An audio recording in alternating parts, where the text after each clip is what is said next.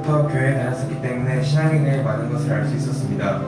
하지만 커갈수록 왜 예수님을 믿어야 하는지 의심이 생기는 것은 한둘이 아니었습니다. 저는 교회에 다니면서 신앙이 아주 뚜렷하다는 사람들도 죄를 짓고 이 세상의 즐거움을 추구하는 사람들을 많이 보았습니다. 그러면서 예수님을 믿으면 정말로 사람이 착해지긴 하는 것일까? 내가 여태까지 바라보고 믿으며 들었던 것들이 다 거짓은 아닐까라고 많은 생각을 했었습니다.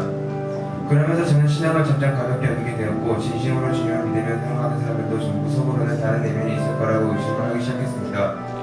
그래서 저는 계속 교회에 다니면서 그 앞서 생각했던 것들을 전부 떨쳐버리고 저만의 신앙을 찾기 위해 많이 노력했습니다. 힘들 때마다 주님을 찾았고 또 의지하며 기도를 드렸습니다. 하지만 제가 하는 신앙은 왠지 모르게 많이 우물하고 또 뭔가가 아닌 것 같다고 생각했습니다. 하지만 이번 구원의 확신을 통해서 제가 알게 된 것은 인간에게는 세 가지 운명이 있다는 것을 알게 되고 또 우리의 죄로 인하여 우리가 죽는다는 것을 알게 됐습니다.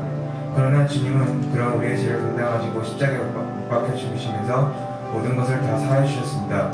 하나님께서는 자신의 아들을 십자가에 못 박혀 죽게 만들면서까지 우리를 사랑하셨던 것이었습니다.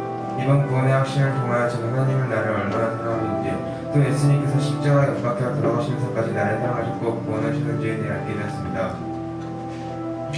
저는 2012년부터는 이제 신앙에 대한 의식을 떨쳐버리도록 노력하면서 그리고 다시 한번 그분의 이름을 부르고 순종하면서 살아갈 것입니다. 힘들면 그분의 이름을 부르고 항상 감사하고 노력하며 살아갈 것입니다. 더 이상 신앙을 알아가면서 내가 힘들어지는 게 아니라 신앙을 알아가면서 내가 주님에게 한 걸음 더 나아가는 삶을 살아가겠습니다. 내가 성부와 성자와 성령의 이름으로 세례를 주노라.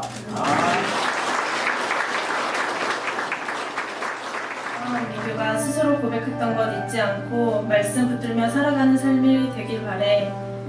당부하고 싶은 한 가지는 내가 주님이 너의 아버지 되신다 고백했을지라도 삶 가운데 여전히 어떤 것들이 널 힘들고 어렵게 할 것이라는 거야. 우린 세상과 구별된 삶을 살아야 하므로 때로 세상 가운데 다른 사람들보다도 말씀 가운데 더 어려움이 있을 것이고 끊임없는 내면의 싸움과 영적 싸움을 하게 될 것이라는 거지. 앞으로 닥쳐올 모든 어려움에도 흔들리지 않는 깊게 뿌리내린 믿음이 되길 바란다. 분명 하나님께서는 언제나 민규와 함께 호흡하고 계시다는 것을 잊지 않았으면 좋겠어. 이제 민규가 함께했던 친구와 학교를 떠나 새로운 곳에 가서 새로운 사람들과 함께해야 할 텐데 그 가운데 노아의 구원의 영향력, 아브라함의 믿음의 영향력, 야곱의 기도의 영향력, 요셉의 축복의 영향력, 바울의 구원의 영향력과 같은 하나님의 거룩한 영향력을 행사할 때 주님은 기뻐하실 거야.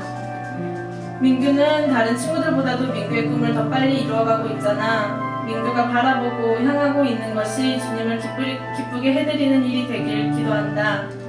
민규가 하는 요리를 통해서 세상의 빛과 소금과 같은 사명을 감당하고 그것이 구원의 역사가 되길 축복한다. 학교 생활에서도 교회 생활에서도 우리 반 이름처럼 세상과 구별된 민규의 기적의 시대를 꿈꾸고 이루어 나가렴. 민규의 삶 가운데 더욱더 많은 신앙이 고백이 이루어지길 바라고 다시 한번 오늘 세례를 축하하고 사랑해.